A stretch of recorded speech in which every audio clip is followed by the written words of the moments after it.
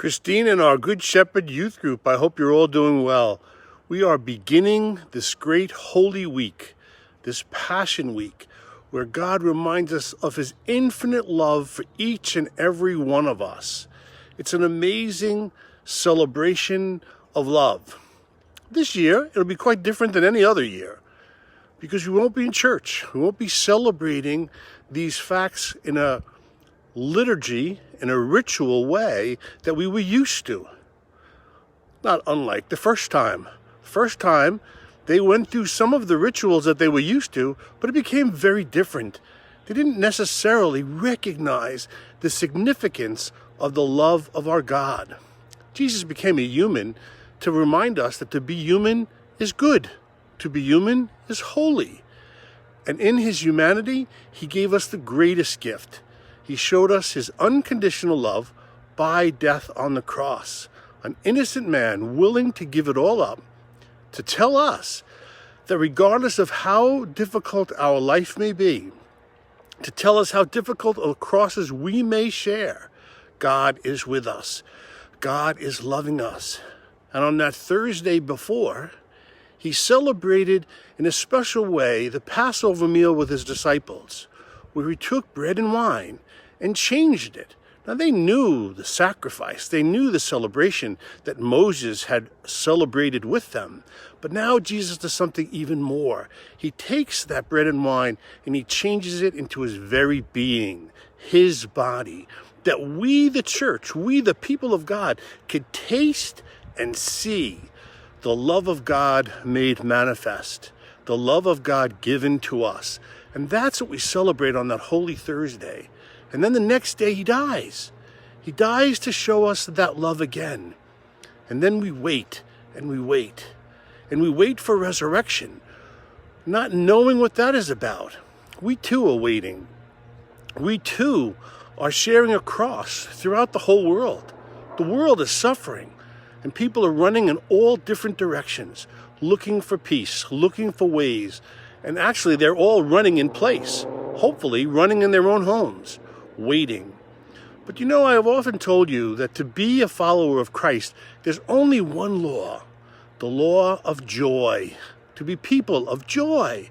Jesus says, I've come that you might have joy, that you might be joyful.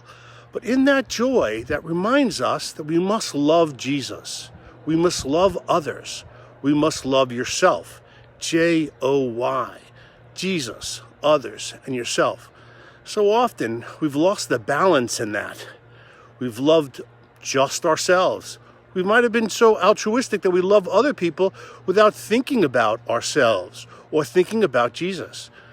Balance. We need to create a better balance. This week, I invite you to look at the balance in your own life.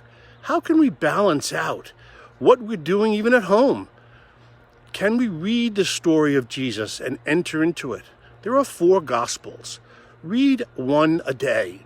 Enter into the story. They're all a little bit different. They're all a little twist on the same theme. They show us a different piece of Jesus' love for the world. My brothers and sisters, I invite you to look at the story. Listen to the story. Read it slowly. Enter into the story. And each week of this year, celebrate the love given to us in Eucharist.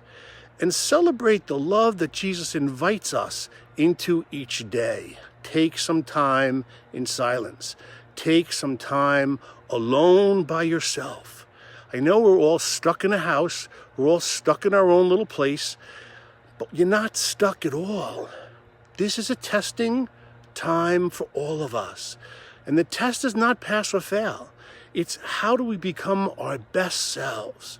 The only way to become your best self is to trust in Jesus, to enter into that relationship with Jesus, others, and yourself. And then we become joyful.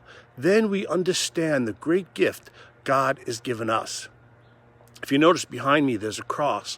I am presently at Bethany Hermitage, which is a hermitage I built many years ago for priests. And I always put this giant cross, which my dad made, and I left it without a corpus because it enabled people to come to it to touch it and to place their bodies, their being, their sufferings, their crosses on the cross of Christ. We all have them. We're all celebrating them. We're all aware of them this week. My brothers and sisters, place your cross, your difficulties on the cross of the Lord. Let him carry it with you. Let him walk with you. And celebrate it at the end by a prayer of gratitude. Lord, I am grateful for your love for me. Lord, I am grateful for my own mom and dad, who are both 92. I am grateful for my family and my friends. I am grateful for those who bring Christ to me in many ways. Make a prayer of gratitude this Holy Week. Bring your crosses to the Lord. Let him carry us. Let him walk with us. And let's celebrate resurrection.